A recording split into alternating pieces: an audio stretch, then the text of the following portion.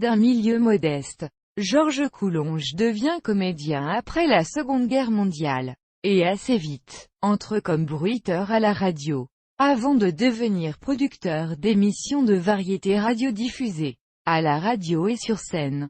Il est pendant 4 ans, le receveur Julien, un joyeux employé du tramway. En 1956, il monte à Paris pour écrire, notamment des chansons. En 1965, sa chanson Potemkin, qu'interprète Jean Ferrat, est déprogrammée de l'émission H tendre et tête de bois. Diverses personnalités s'insurgeront contre cette censure de l'ORTF.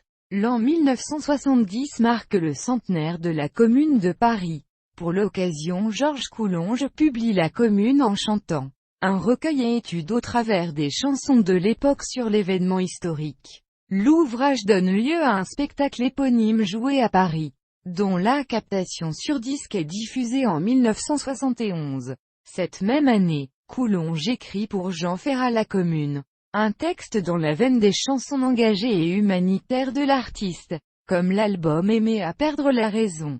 Touche à tout très engagé socialement, Georges Coulonge a été résistant FFI, secrétaire du Syndicat national des auteurs et des compositeurs, président du Secours populaire du 17e arrondissement de Paris, membre du comité antifasciste, du mouvement contre le racisme et pour l'amitié entre les peuples, MRAP, du mouvement de la paix et du Parti communiste français, 1964 à 1971.